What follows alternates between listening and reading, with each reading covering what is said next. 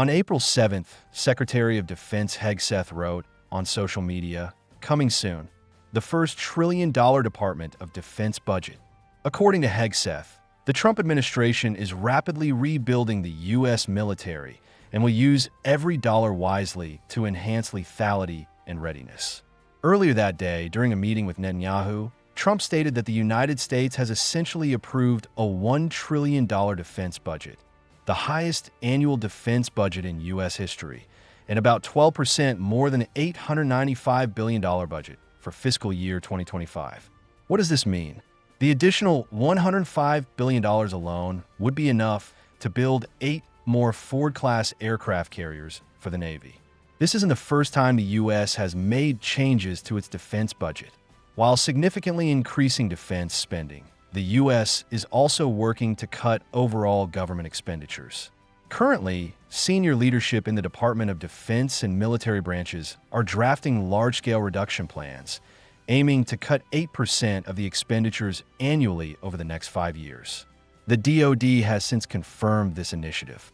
Hegseth has already called for a list of potential cuts to trim the 2026 fiscal year's budget by 8%, or about $50 billion. Additionally, recent reports suggest the U.S. plans to reduce the Army's active duty personnel by 90,000 as part of cost-saving efforts. However, this doesn't necessarily conflict with the increased budget. The cuts are intended to reallocate funding toward higher priority projects. For example, while reducing civilian personnel, the military plans to provide tens of billions of dollars in shipbuilding subsidies to defense contractors like General Dynamics. Spending on missile defense systems, operations along the southern U.S. border, nuclear modernization, and procurement of drones and munitions will not be reduced. So here's the question: where will the $1 trillion go?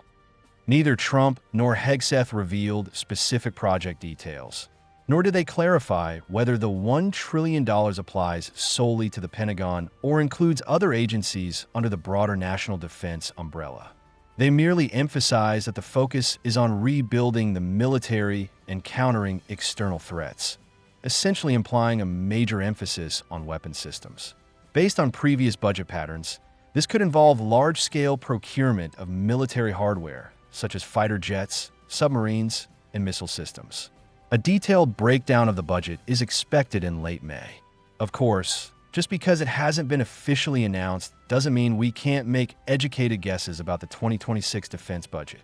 Based on past trends, roughly 20% of the budget goes toward personnel, 40% toward routine operations, training, and maintenance, 20% for procurement, and nearly 20% for research and development.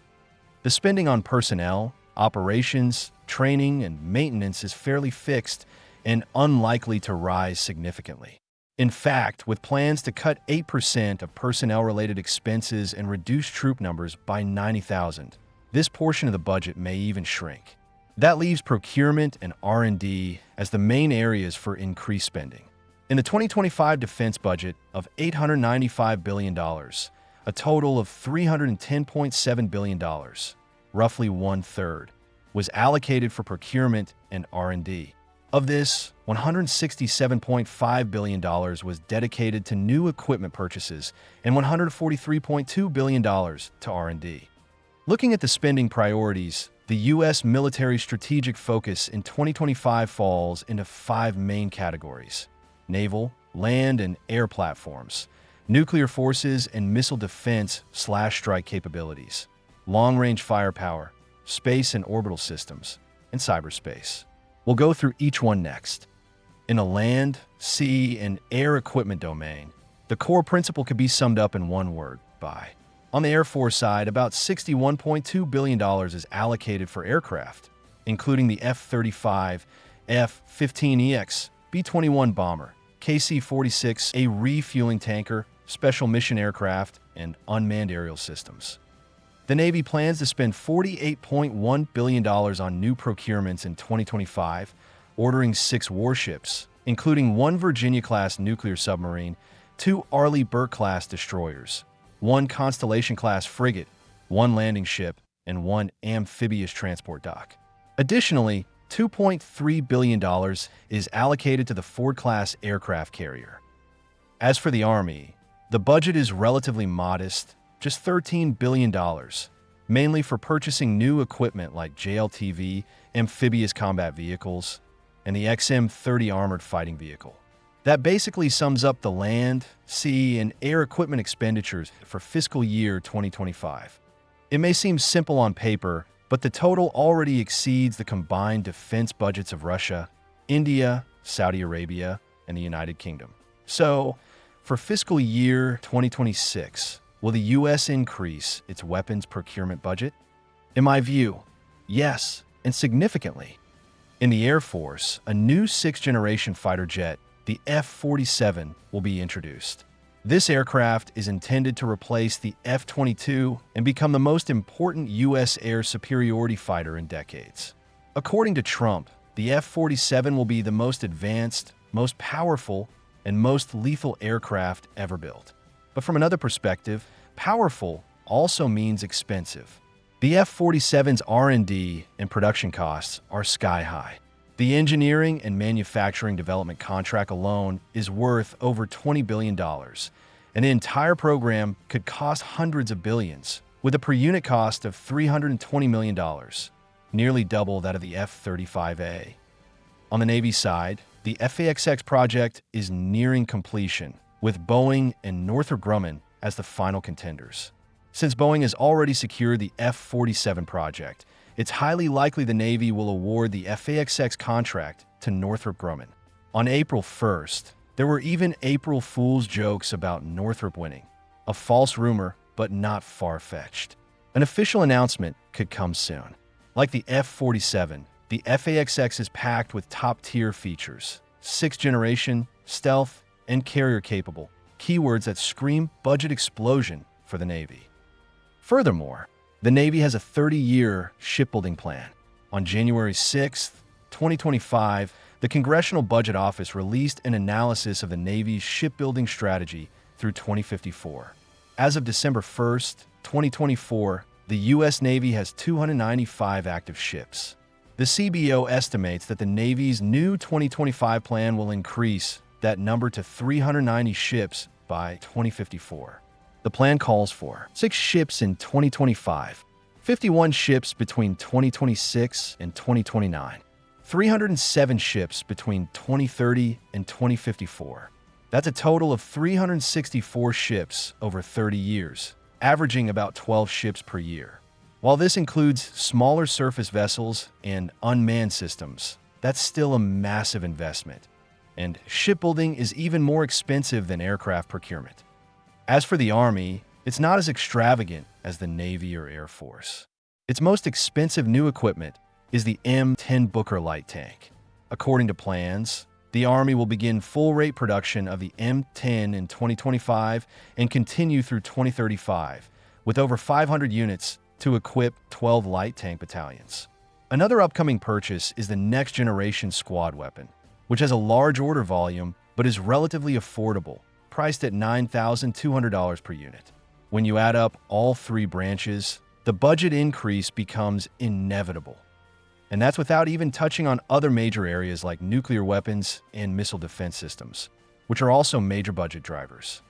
In the 2025 fiscal year budget, the U.S. military allocated $28.4 billion for missile defense and strike, including the development of next-generation interceptors, continued investment in regional missile defense networks like Patriot missiles, low-level air defense, and missile defense sensors, additional short-range air defense batteries, as well as hypersonic weapons and defense systems. By fiscal year 2026, the U.S. military will have a new missile defense system. Just a week after taking office, President Trump signed an executive order to launch a missile defense system construction plan called Golden Dome for America. This missile defense system is not starting from scratch. Instead, it integrates scattered military assets into a new framework, reconfiguring and upgrading existing technology modules. In terms of performance, the Golden Dome missile defense system significantly enhances the U.S.'s missile defense capabilities. However, this also means substantial spending. There are even rumors that the Golden Dome is a new version of Star Wars program, reflecting the budget required for such an ambitious program. Additionally, regarding readiness and lethality, this is another area where missile spending comes into play. In the 2025 fiscal year, the U.S. military allocated $9.8 billion for delivering hypersonic missiles and long-range subsonic missiles. For the 2026 fiscal year, this amount is expected to increase as Dark Eagle hypersonic weapons have made progress. The Army plans to officially equip the Dark Eagle system by the end of 2025. Based on current reports, each missile costs about $41 million, meaning that 10 missiles would cost $410 million. For the more high-end systems, there are space and space-based systems as well as cyber warfare. In the 2025 fiscal year, the U.S. military allocated $33.7 billion for space capabilities, including resilient infrastructure and enhanced space command and control to ensure the security of military, civilian, and commercial activities in space. With the launch of the Golden Dome, investment in space and space-based systems is likely to increase further.